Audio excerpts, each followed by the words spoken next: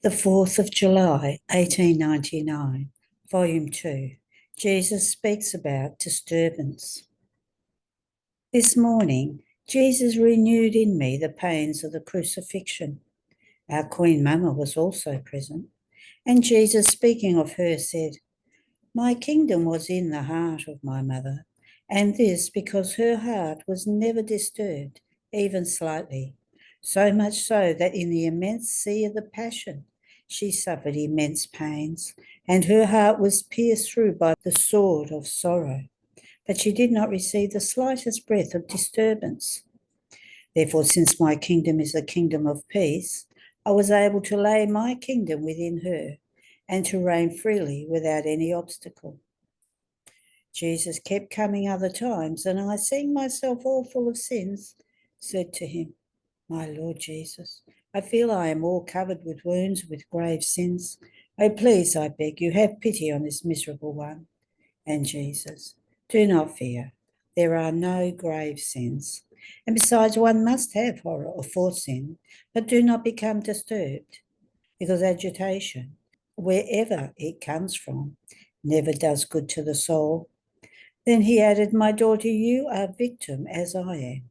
Let all your works shine with the same intentions as mine, pure and holy, so that finding my own image in you, I may pour the influence of my graces freely, and I may offer you, adorned in this way, a fragrant victim before divine justice."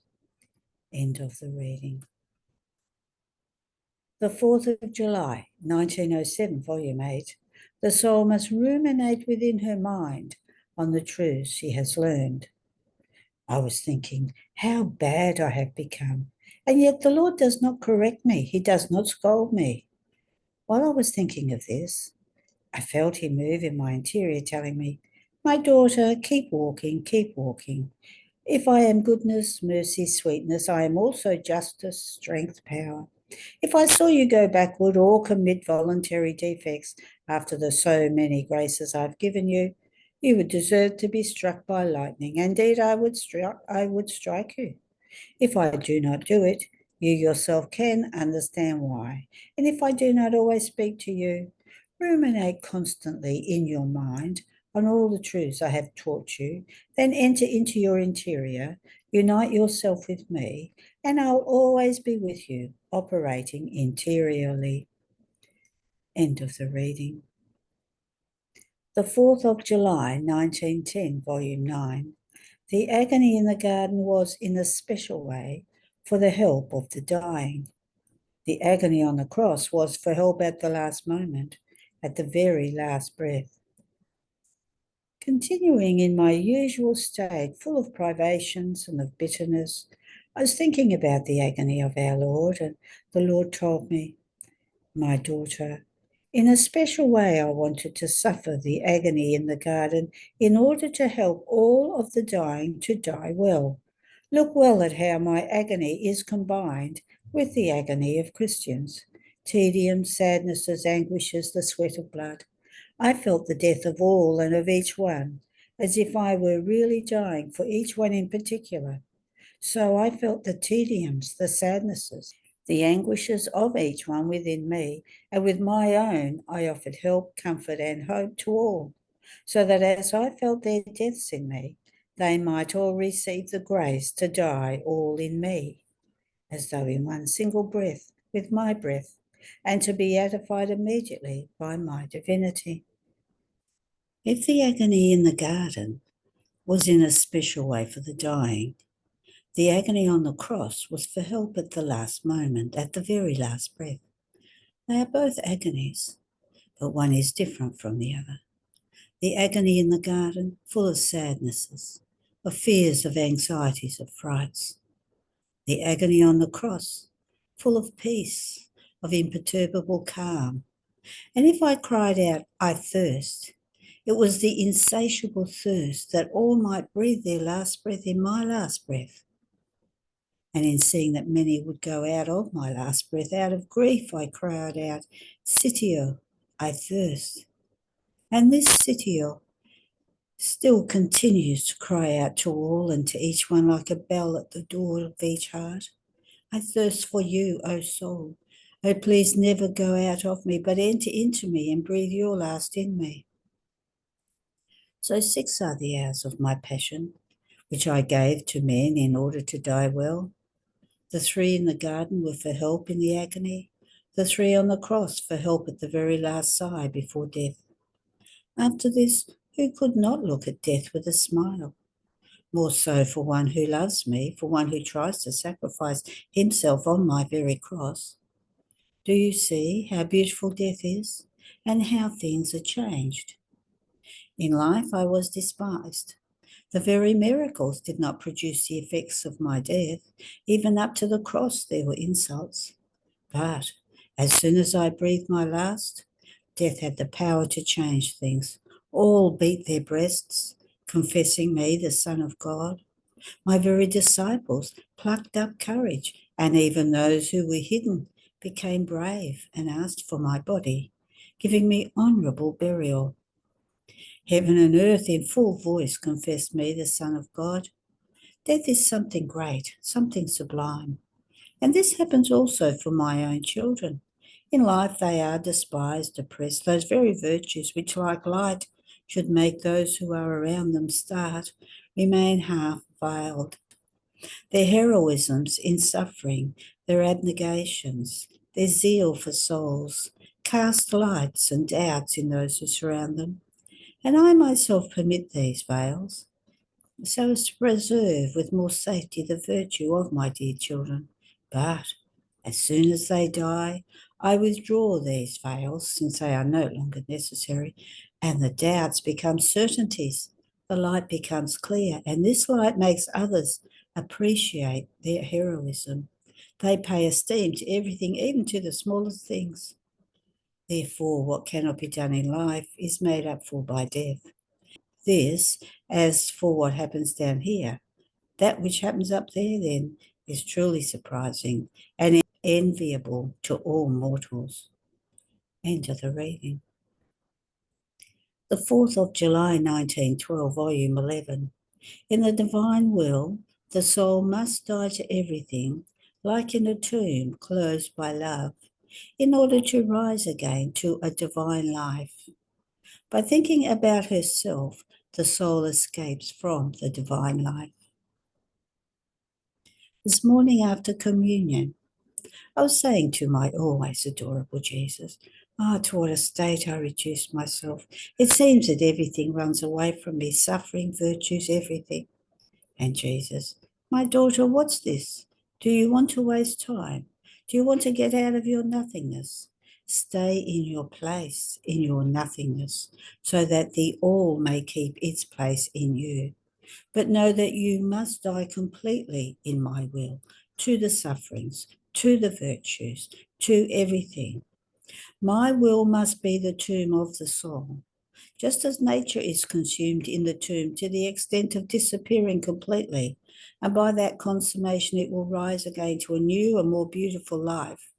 In the same way, the soul buried in my will, as if inside a tomb, will die to the suffering, to her virtues, to her spiritual goods, and will rise again in everything to divine life. My daughter, it seems that you want to imitate the mundane, who tend to what is temporal and ends, while you don't consider what is eternal. My beloved, why don't you want to learn to live only in my volition? Why don't you want to live the life of heaven while still being on earth? My will is love, the one that never dies. Therefore, my will must be your sepulchre, and love is the lid which has to lock you and seal you in, giving you no more hope of getting out. Then every thought that regards oneself even about virtues, is always gain for oneself and runs away from the divine life. While if the soul thinks only about me and what regards me, she takes the divine life in herself, and taking the divine life, she escapes the human life, taking all possible goods. Have we understood each other? End of the reading. The 4th of July, 1917, volume 12. All the pains of the creatures were suffered before by Jesus. one who lives in the divine will, is together with Jesus in the tabernacle. Continuing in my usual state, I was feeling a little in suffering, and my adorable Jesus came and placed himself in front of me. It seemed that between me and Jesus there were many electric wires of communication, and he told me, "My daughter, each pain which the soul suffers is one additional communication that the soul acquires. In fact, all the pains that the creature could suffer were suffered before by me in my humanity and took their place in the divine order. And since the creature cannot suffer them altogether, my goodness communicates them little by little, and in doing so, the chains of union with me keep growing. This not only for the pains, but for all the good that the creature can do. In this way, the links of connection between me and her develop. Another day, I was thinking to myself about the good that other souls receive by being in front of the most blessed sacrament, while I, poor one, was deprived of it. And blessed Jesus told me, "My daughter, one who does my will is with me in the tabernacle and shares in my pains, in the coldness, in the irreverences, and in all that the very souls who are in my sacramental presence do. One who does my will must excel in everything, and the place of honour is always reserved for her. Therefore, who receives more good? One who is before me or one who is with me?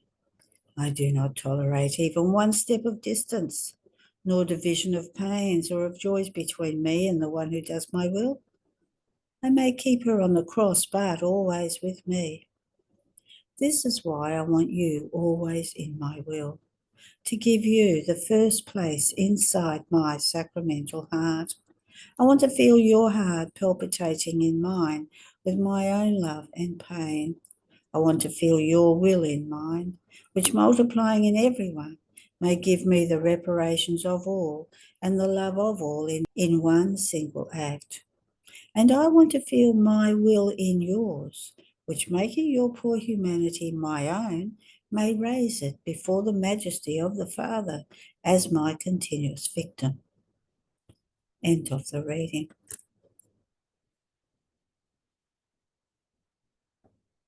The 4th of July, 1927, Volume 22, Offering of Communion. How our wills are the accidents in which Jesus is multiplied. How the soul who lives in the divine will contains the source of all the sacraments. I was doing my thanksgiving, for I had received Holy Communion, and I was thinking to myself that I wanted to offer it to all and to each inhabitant of heaven, to each soul in purgatory, to all the living who are and will be.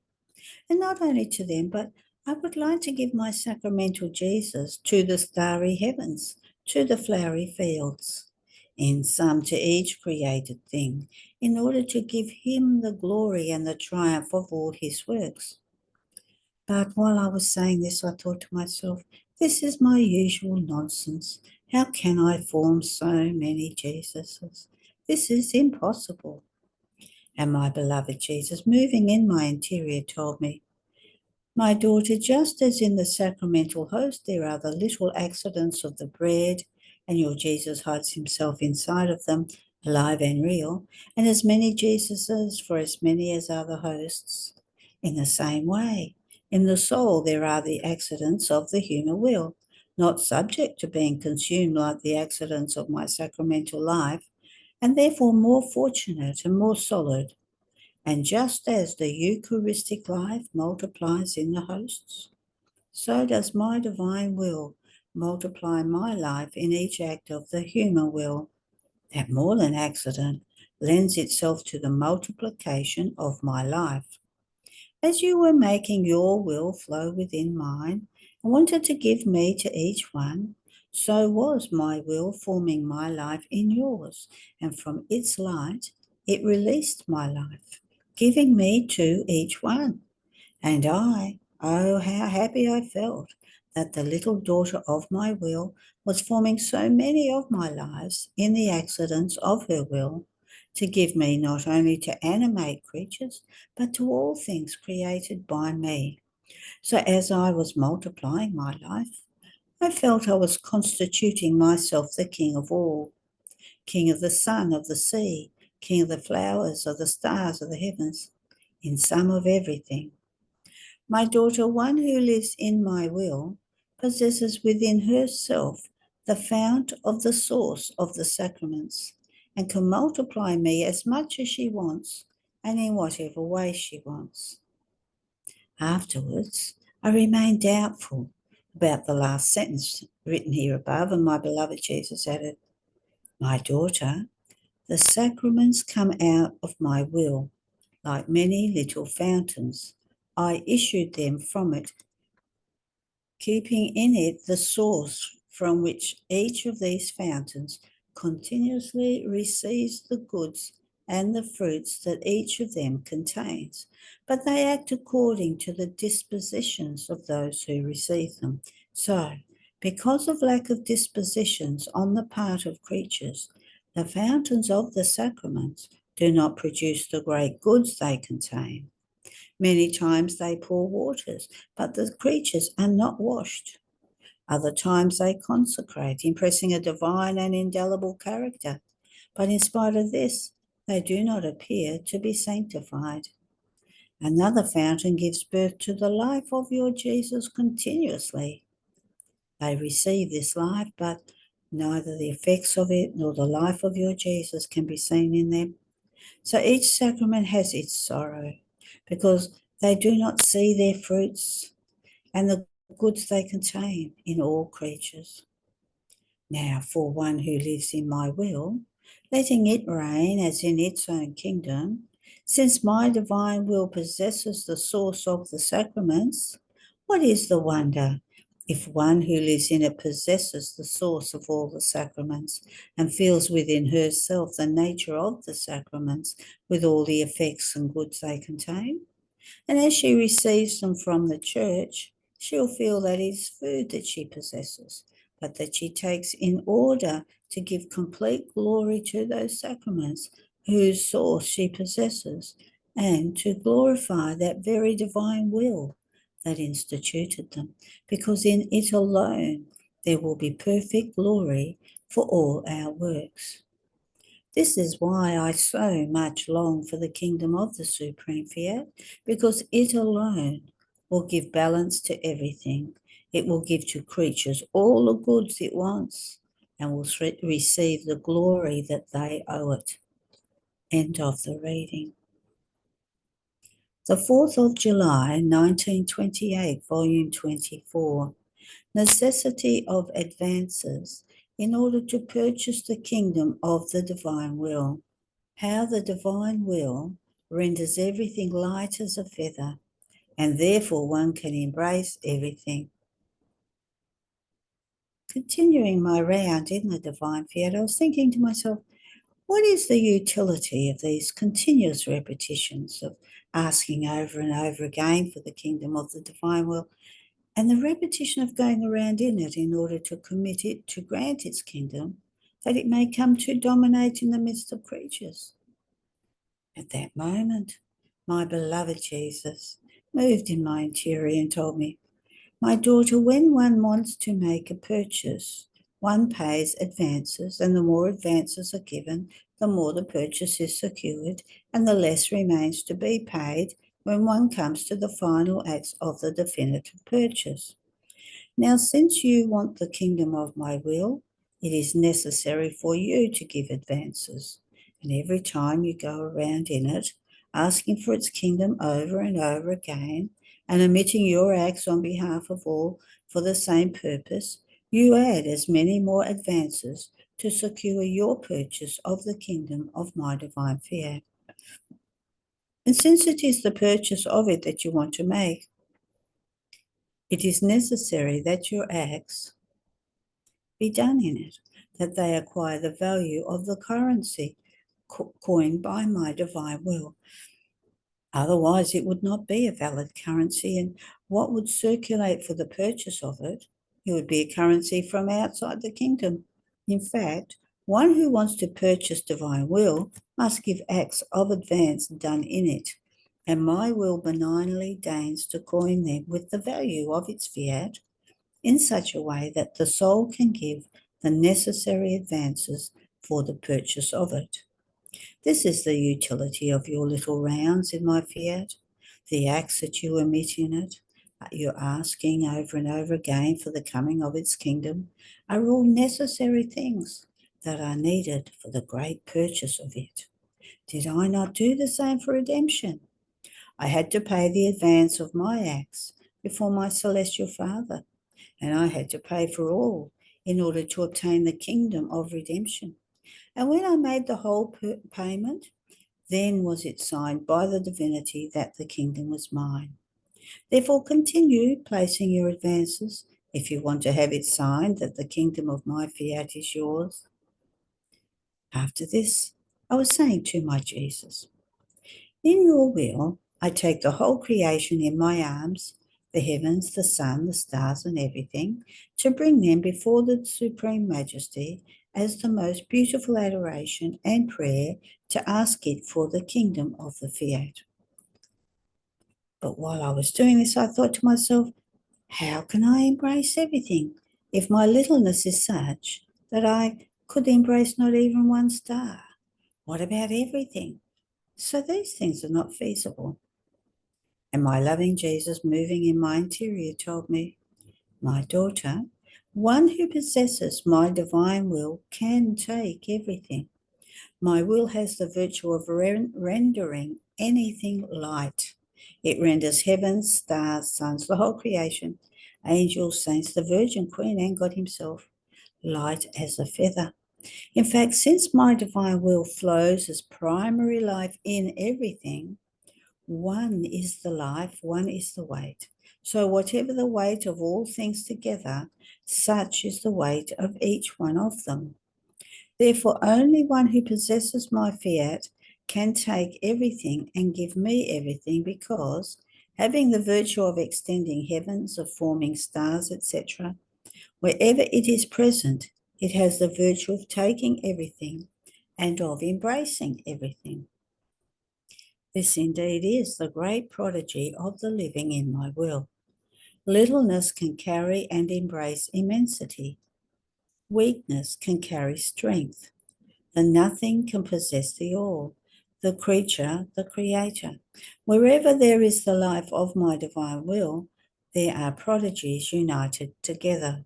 The infinite, the eternal, lets himself be carried as though in triumph in the little arms of she who lives in it, because in her they look not at her, but at the divine will that has the right over everything, can do anything, and embraces everything, and so she can give everything to her Creator as her own. In fact, was it perhaps not my fiat that extended the heavens and populated them with stars? If it had the virtue of making them, it also has the virtue of embracing them and of letting them be carried in triumph like a light feather by the creature who lives in its divine will. Therefore, continue your flight in it, and you will do everything to give me everything and to ask me for everything. End of the reading.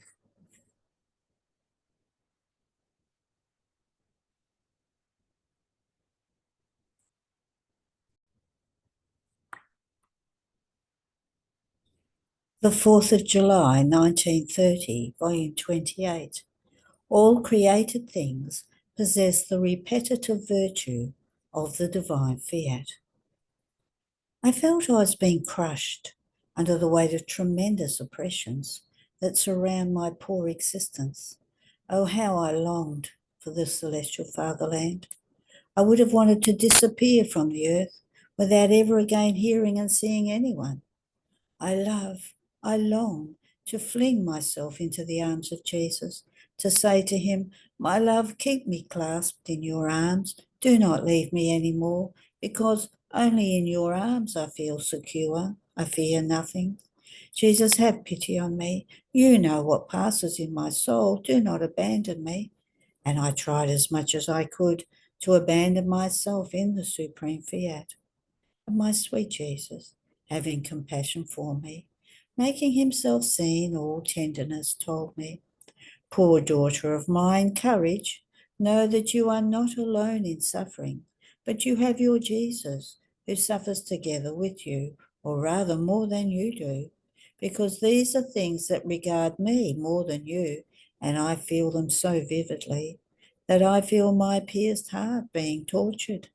However, what must console us is that they are things from the external forum. Between you and me, nothing has changed. As things were, so are they now. Human judgments have no power in our intimacies and communications, therefore they can do no harm to us. Therefore, I do not want your flight in my divine will to be ever interrupted. My will has the repetitive virtue, and all things created by us that have their continuous dwelling in our volition possess the virtue of repeating the continuous act received from God in creation, and of giving to creatures each day their continuous act.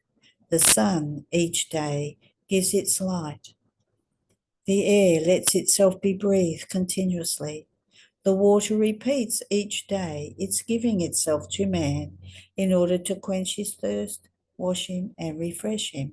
And so do all other created things.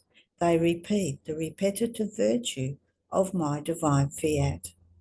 And if any of these created things could go out from within it, they would instantly lose the virtue of repeating their continuous act that, while it is old, is always new for the good of creatures.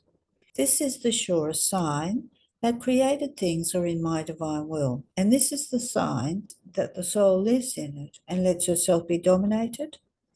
If her acts, though old, have the virtue of being as though always new and continuous.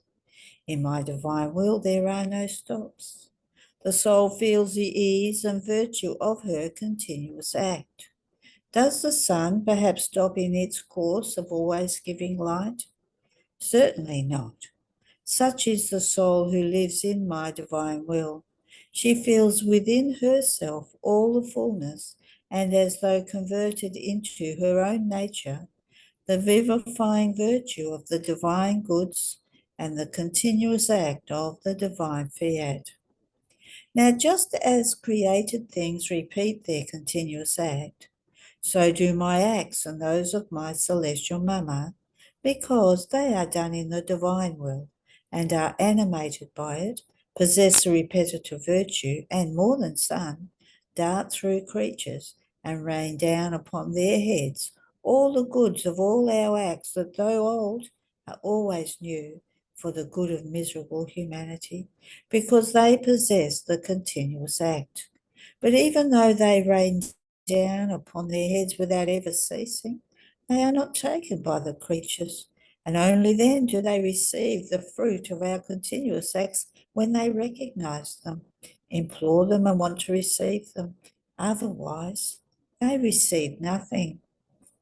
It happens as to the sun. If the creature does not go out to enjoy and receive the good of its continuous light, she does not receive all the good of its light. She receives it only those times in which she takes the care of going out. And if another one does not open the doors, even though the sun invests the earth with its continuous act of light, she will remain in the dark. Therefore, my daughter, if you want to take all the good of your Jesus and of the Sovereign of Heaven, in our fiat you will find them all in act. Implore them upon yourself, recognize them, and you will feel yourself under the reign of our continuous acts. End of the reading. All to Jesus I surrender, all to Him I freely give. I will ever love and trust Him in His presence.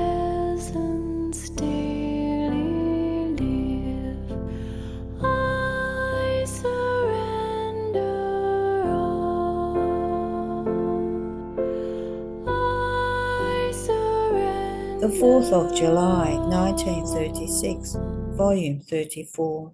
How one act of human will can ruin the divine order and its most beautiful works. The first thing that God wants is absolute freedom. How the divine will form many Jesuses where it reigns.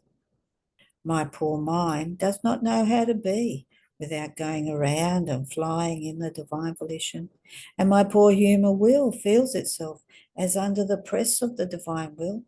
And I thought to myself, yes, it is beautiful.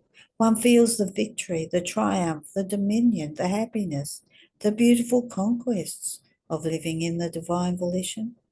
But the human volition, while it feels itself alive, it must continually die. It is true that it is the greatest honour, the greatest love of God, to deign to descend into the will of the creature, and with his majesty and power to operate to do what he wants. And the human one, remaining at its place, can only do what God does, while it must give up everything of its own.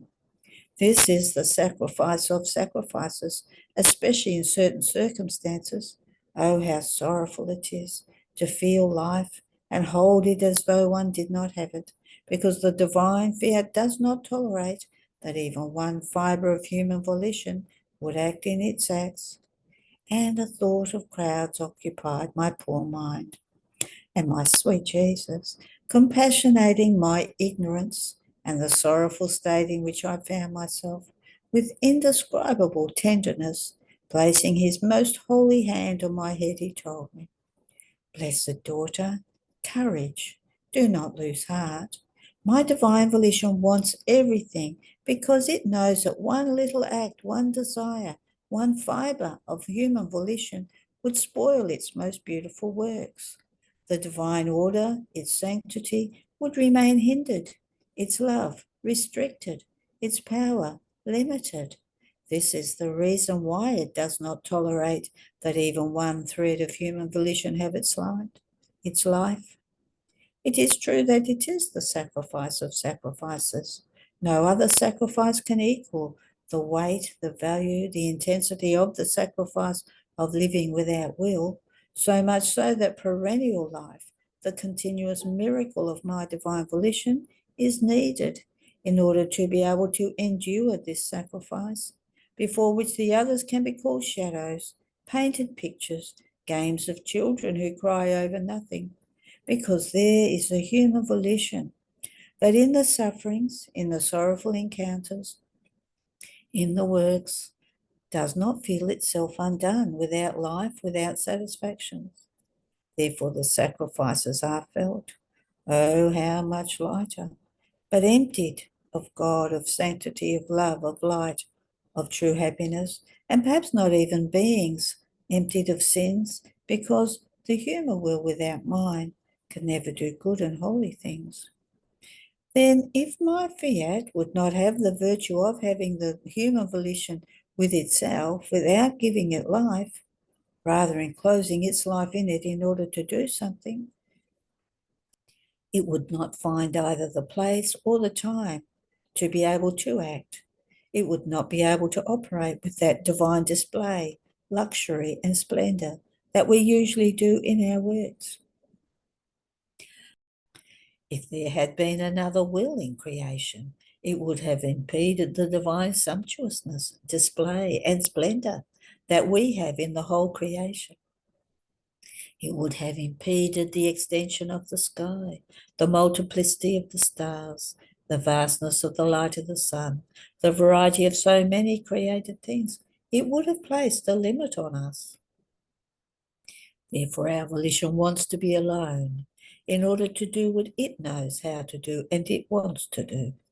This is why it wants the human will with itself, concurrent spectator, admirer of what it wants to do in her. But she must be convinced, if she wants to live in my will, that hers cannot act any more, and that it must serve in order to enclose mine in hers, so as to let it do its work.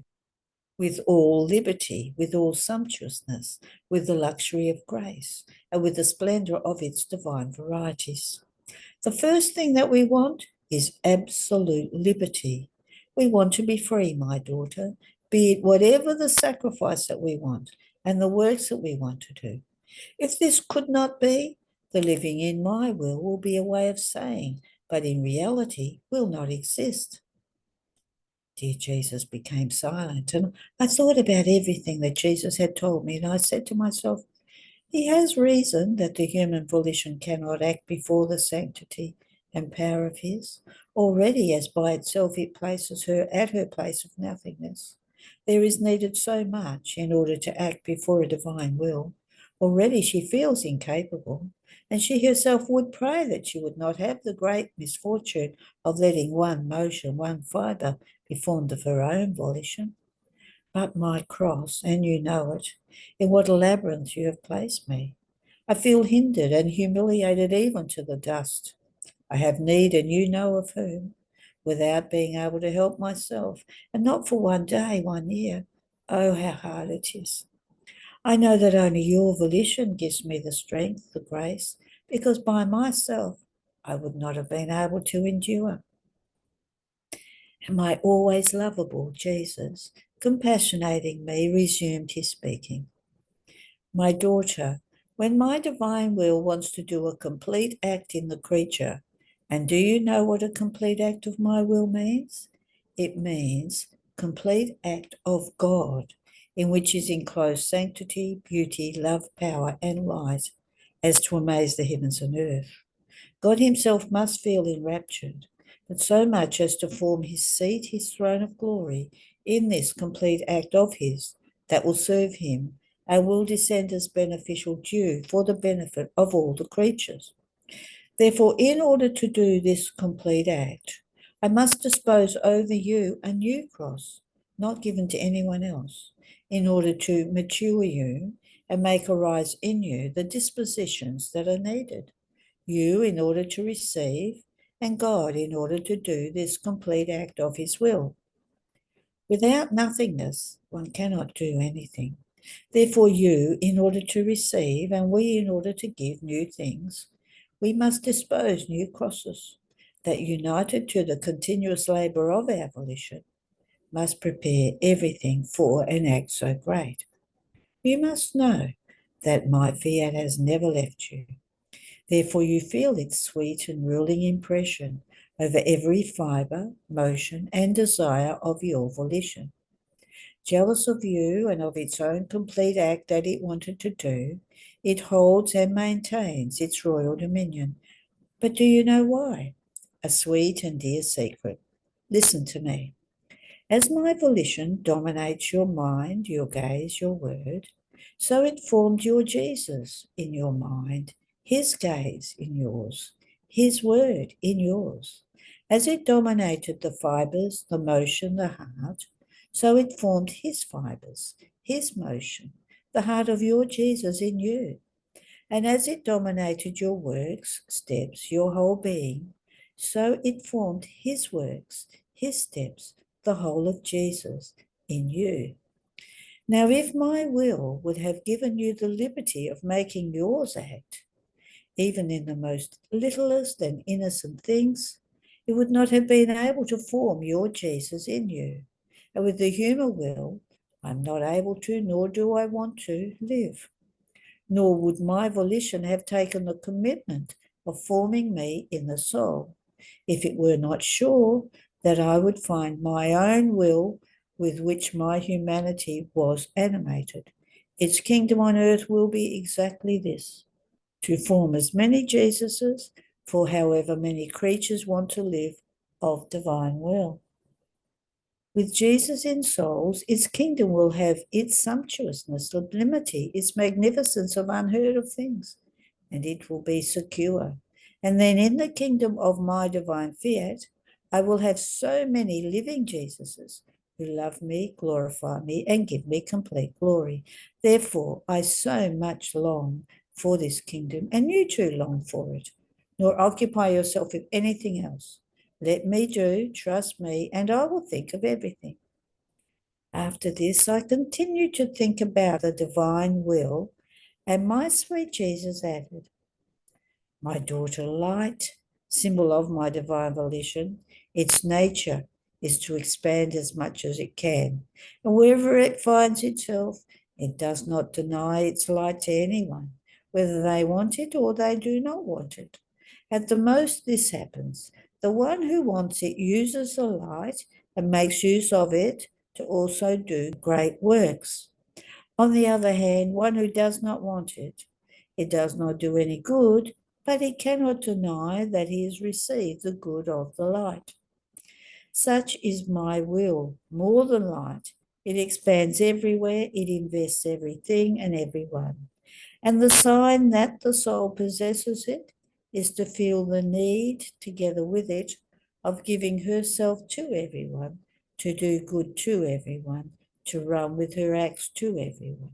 And she would want to make so many Jesuses in order to give him to each one.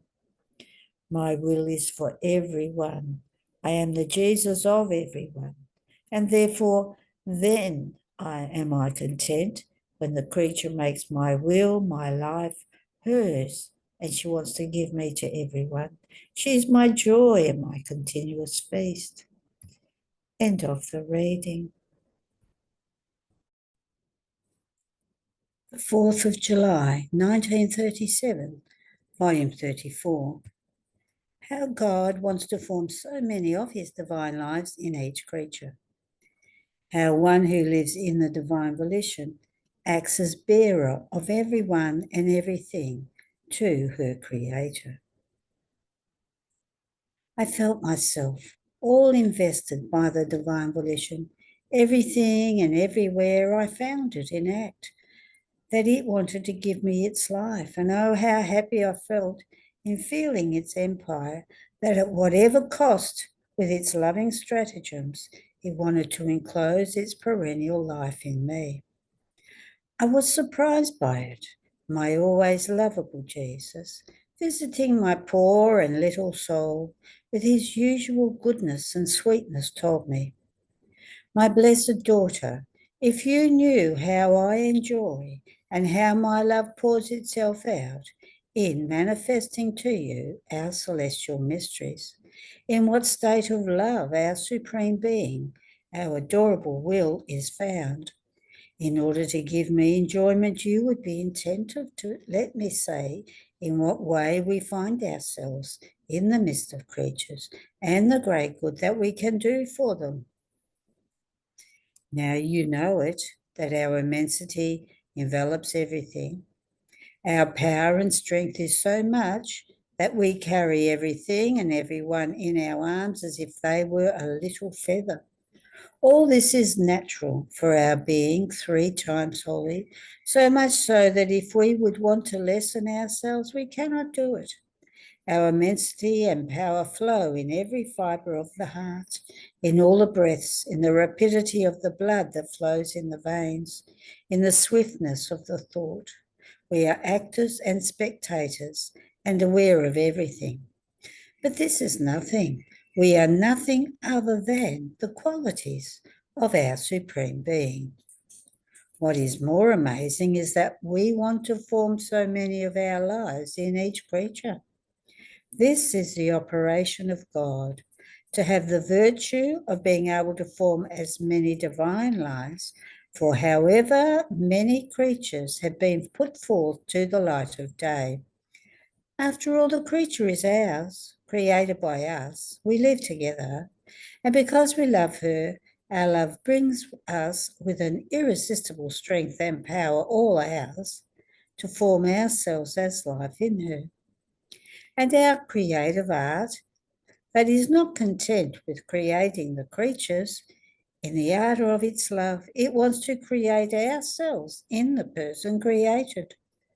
See, therefore, in what condition we find ourselves in the midst of the human family, in the act of always forming our lives in them. But our creative art remains rejected, suffocated, without being able to continue our divine creation. While we live together with them, they live at our expense. They live because they live of us, and yet we have the great sorrow of not being able to form our life in them. While this would be our highest contentment, the greatest glory that they could give us, if they give us the freedom of making ourselves the life of every creature. But do you know where we are free to form this life of ours? In the one who lives in our will. Our divine fiat prepares the prime materials for us in order to form our life. It places in attitude its power, its sanctity, its love, and calls us into the depth of the soul. And we, finding the adaptable and workable matter, with indescribable love form our divine life. Not only do we form it, but we raise it, and with our highest enjoyment and delight, we develop our creative art around this celestial creature, and the chain of prodigies begins. She, possessing her creator and our will operating in her, becomes the bearer of everyone and of everything. If she thinks, she brings us the thoughts of everyone, and she acts as supplier and repairer for all the human intelligences. If she speaks, if she works, if she walks, she carries the words, the works, the steps of everyone.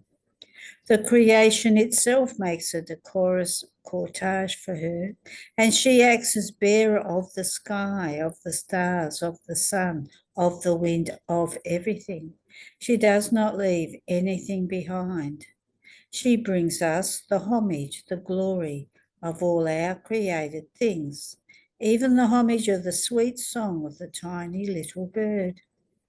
Possessing the life of he who has created them, everything makes a crown for her. Rather, they all want to be carried by she who possesses the speaking act, so that for each one she tells the speaking story of love, for which they have been created by their Creator. In fact, one who possesses our volition acquires our jealousy of love because we want everything for ourselves, and this with highest justice, because there is nothing that we have not given. Therefore, with justice, we want everything. So she, taken by our same folly of love, wants everything in order to give us everything. And jealous, she wants to bring us everything in order to tell us, for everyone and for each created thing, her little word of love. Therefore, the one who lives in our volition is never alone. First, she is with her Creator, with whom she is always in a contest of love, how they can love each other. Then, all things being around her, she acts as bearer of everything to him whom she loves. He who, being infinite love, wants to see all things in the creature converted into love for his love. End of the reading. There are no more readings today.